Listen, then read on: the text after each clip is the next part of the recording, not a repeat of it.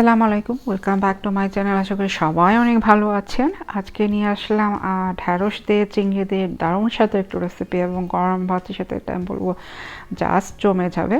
এবং এটা আসলে পরিবারের সবাই খুব লাইক করে, বাচ্চারা তো আমার বাচ্চারা খুব লাইক করে, এবং আশা করি আপনি যখন করবেন পরিবারের সবাই অনেক লাইক করবে। তো চলুন চলে যাই মূল রান্নায় এবং রেসিপিটি আপনার সাথে শেয়ার করি। তো এর জন্য আমি এখানে নিয়ে নিয়েছি হাফ কেজি করে ঢ্যাঁড়স এবং চিংড়ি। আমি এখানে ফ্রোজেন ঢ্যাঁড়স নিয়ে নিয়েছি, আপনারা রেগুলার ফ্রেশ ঢ্যাঁড়স দিয়ে এটা করতে পারেন। এবং ঢ্যাঁড়সটা আসলে একটু ঠিক করে কেটে নিতে হবে, কারণ চিকন করে কাটলে যেহেতু আমরা ওটা গ্রেভি রান্না করছি চিংড়ি দিয়ে, তাহলে ভর্তা ভর্তা হয়ে যাবে। তো এর জন্য একটু ঠিক করে কেটে নিতে হবে। আর চলে আসলাম মূল রান্নায়। সেই জন্য আমি প্যানে দিয়ে দিলাম পরিমাণ মতো তেল, তারপর দিয়ে দিলাম পেঁয়াজ কুচি, আর জালটা ছিল মিডিয়াম হিটে। আর যখন পেঁয়াজটা একটু নরম হয়ে আসলো তখন আমি দিয়ে দিলাম আন্দাজ মতো লবণ। লবণটা পরে আমরা চেক করে নিব। আর দিয়ে দিলাম 1 টেবিল চামচ করে আদা বাটা, আর আমি রসুন কুচি দিয়ে দিয়েছি। আমার কাছে আজকে রসুন কুচি ছিল, আপনারা চাইলে রসুন বাটাও দিতে পারেন, সাথে কোনো তারতম্য নাই। এটা জাস্ট আমার কাছে কুচি ছিল, সেজন্য আমি কুচিটা দিয়েছি আজকে। বড় সব কিছু একটু ভালো করে মিশিয়ে নিব। আর জালটা আসলে লো টু মিডিয়াম হাঁচে, না হলে মশলা পুড়ে যাবে।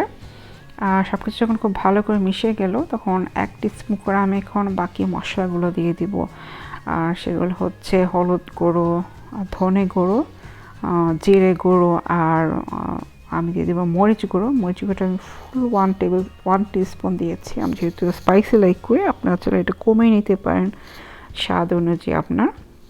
আমি চাই না আপনি খুব বেশি ঝাল খান আমার জন্য, তো যাই হোক। আর সব মশলা দিয়ে অল্প পরিমাণে পানি দিয়ে আমি এখন মশলাটা কষিয়ে নেব।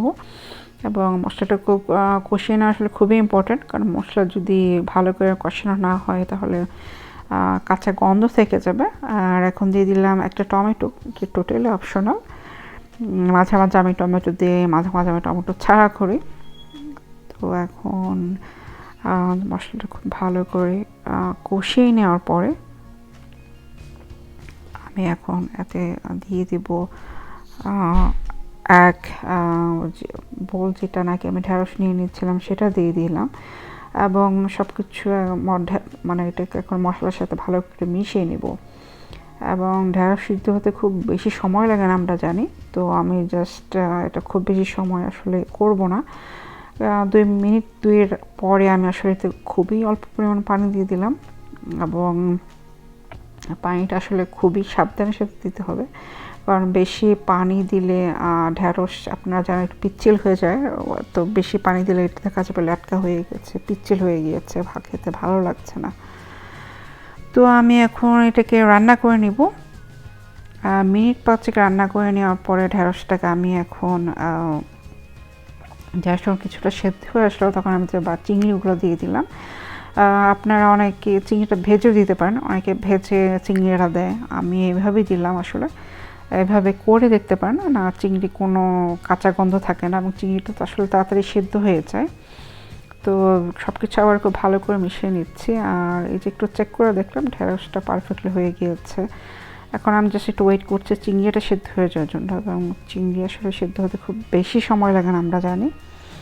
তো পানিটা আসলে সেজন্যই আন্দাজ মতো দিতে হবে, কারণ চিংড়ি যদি বেশি সিদ্ধ হয়ে যায় তাহলে রাবার মতো শক্ত হয়ে যাবে।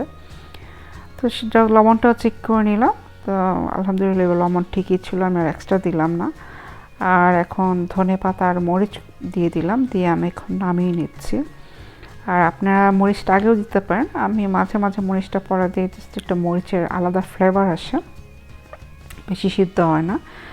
তো আপনারা দেখতে পাচ্ছেন ঝোলটা মাখা মাখা হয়ে এসেছে, একদম পারফেক্টলি ডান, এবং একটা দারুণ সুন্দর আসলে গন্ধ বের হয়েছে।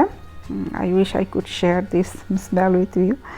তো যাই হোক, চলে আসলাম পরিবেশনে, এবং দেখেই আসলে বুঝতে পারছেন আশা করি এটা দারুণ সাথে লোভনীয় একটা রেসিপি। এবং আশা করি আপনারা অবশ্যই এটা ট্রাই করলে অবশ্যই কমেন্ট করে জানাবেন কেমন হয়েছে। সবাই অনেক ভালো থাকেন। আল্লাহ হাফেজ।